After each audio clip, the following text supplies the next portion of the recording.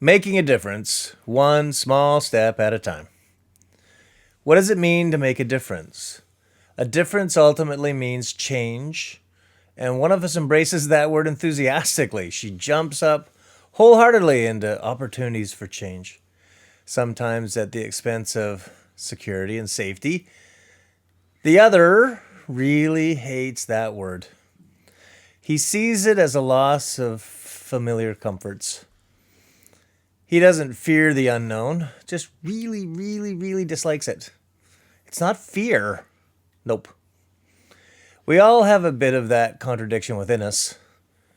We want to make a difference in the world, but we don't want to be forced into change at some level. Some of us have that level higher than others. By the way, it's not fear. Why we want to make a difference.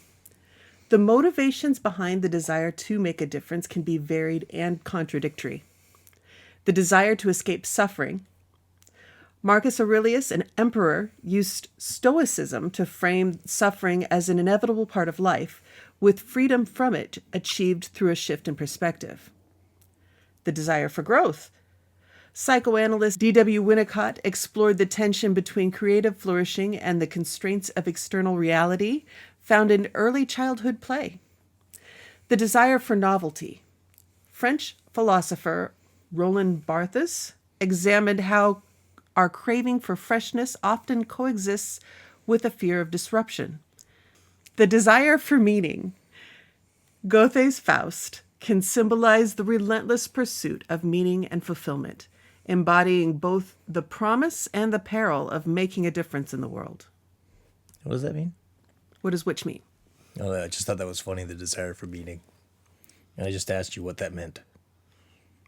I showed a desire for meaning. Oh, thank you. Very good. While we all have a desire to change the world, the culture in which we live can have an effect on how we approach that change, but not as much as you might think. We consider the same things, either explicitly or implicitly, to help us make decisions about change. We just differ culturally on how we answer the questions. The nature of the problem that the change would resolve. Available options, resources, goals and values, social context, risks, procedural concerns, who has the authority to address the problem, implementation. Is making a difference good or bad? There are three ways of thinking about making a difference in society, and these three ways have been argued since ancient times. The world is continuously getting worse, the world is continuously getting better, or the world is going in cycles for better and worse. So whether a change you make is bad or good is a matter of opinion. Does popular opinion ever change its declarations of what is good or bad for society? Some folks used to consider it good to civilize, and I'm putting air quotes here, cultures around the world with colonization. Awkward. Was it good for society to go from being hunter and gatherers to farmers? Not if we measure the change by the general health and longevity of society. And is that the only yardstick which we should measure what is good or bad for society? In parts of Europe, the Black Death led to labor shortages. To stabilize economies, maintain agricultural production, and keep society healthier, serfdom was reintroduced. Does ensuring a longer, healthier life justify stripping peasants of freedoms they had gained just before the plague?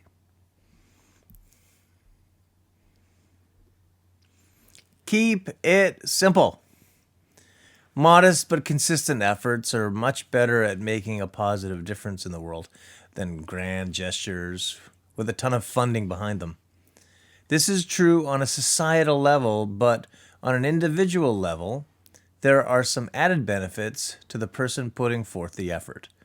Simple, altruistic acts can improve emotional well-being, reduce stress and anxiety, foster a sense of connection and purpose, enhance personal happiness, strengthen relationships, and contribute to a supportive community.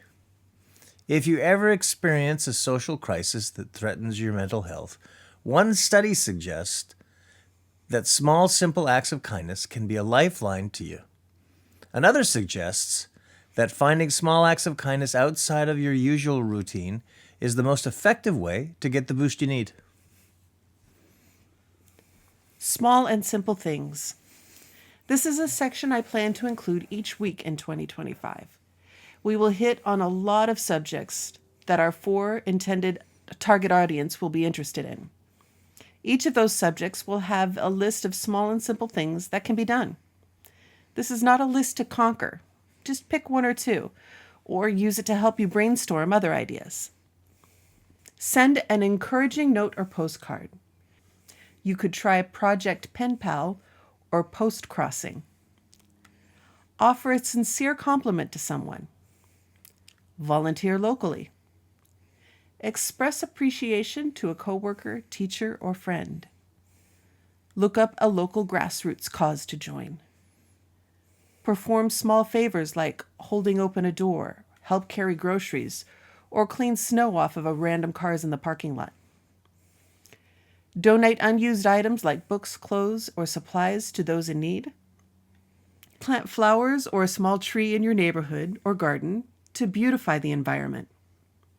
Be present for someone who needs to talk or share their feelings. It's harder than you think to listen attentively without interjecting your own thoughts. Share a big umbrella on a rainy day. If you're willing to take a moment to reflect on small things you've done in the past to make a difference, I would be honored for additional suggestions down in the comments. The depth you can add would make this post a resource for others too. You do not know what you've already done. Shortly after my father died, I ran into an older fella who asked how my father was doing. We'll name the older fella George to keep this story clear. "He's still dead," I replied glibly, my way of not feeling the sadness. George suddenly needed to sit down, overcome by shock and sadness. And George told me a story about my father. He and my father when they were in grade school. Dad was 3 or 4 years older than George, an age difference that is significant in grade school. He came across George one day as he was crying. Dad stopped to find out the reason for George's tears. Some bullies had poured all of George's toy marbles down a gopher hole where he couldn't reach them, and his game was gone forever. After the conversation and consolation, George parted ways with Dad and went on with the rest of his day. Later that evening, Dad appeared before George, sweaty and filthy.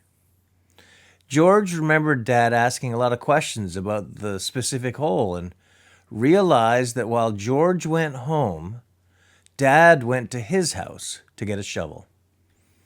Dad silently put a bag containing George's marbles in George's hand and went home. Dad never remembered that story. He never told me.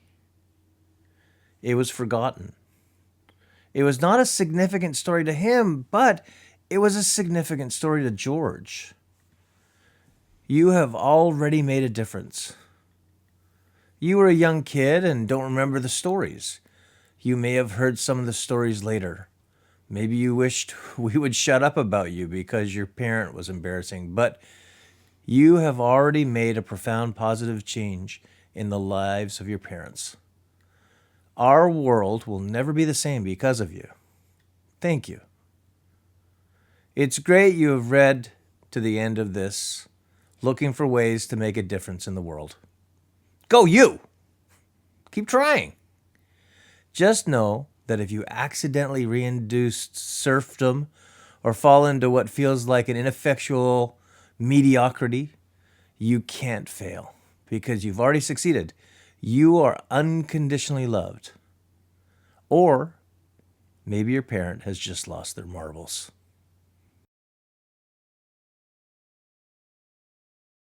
Painfully awkward. We're not a blended family, we're a broken emulsion family. Hold on. Painfully awkward, a broken emulsion family? What does that mean? So the AI kept saying you're a blended family, and it's like we're not blended at all. We're more like a broken emulsion. That's like when mayonnaise separates and you get oil and Okay. yeah. Life's a mess, and we get it. We're creating a space where you can find support, advice, And a bit of awkward parent humor. share your thoughts, ask questions, and just say hello. By the way, hi. Hey kiddo, remember that time you were a real life superhero and actually saved lives? I'm so proud of the positive impact you make, often behind the scenes. I'm creating a little online space to anonymously celebrate you. I know I've messed up in the past, and I hope to hear feedback on how I can keep working on myself too. Let's use this space and cheer each other on, talk openly, and dream big. Together we can build something incredible. What do you think? Hey, buddy. I know life can throw some curveballs, especially when, you're chasing your dreams. We've created this space where we can connect and share stories and support each other. Remember that time you said your footprints weren't incriminating because you were walking backwards in the snow? It drove me crazy. But I do admire the humor and resilience. We can use this space to talk about challenges or celebrate our wins and hopefully build a stronger bond. It's a place where you can be yourself, no judgment. Let's connect and share our stories, and I'm looking forward to hearing from you.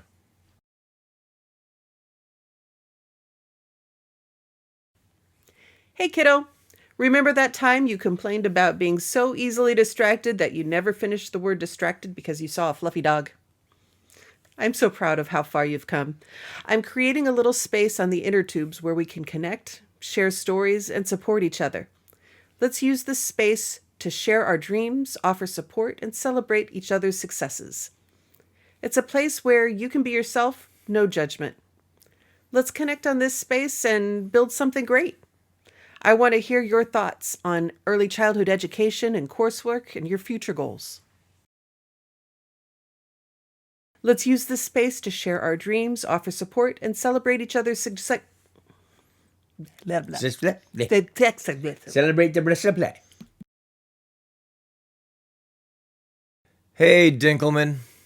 I know things have been strained, and I want to offer a space for healing or understanding or sympathy or just a place to hang. I think about you often. I still chuckle about the time you tricked me into singing the SpongeBob campfire song in the front seat while you were in the back seat recording. I'm creating a little space for us to express ourselves and for you to express yourself creatively. Let's discuss your latest project, your future goals, or just laugh at your color expertise next to my color blindness. There's no pressure and no expectation. It's simply a chance to connect. Let's start a conversation. My feet are up. Oh my goodness, I feel so good. How did that SpongeBob song go? Let's gather around the campfire and sing the campfire song. And then just CAMPFIRE. CMPFRESONG song, and if you don't think that we can sing it faster, then you're wrong. It'll help if you just sing along. Ba, ba, ba.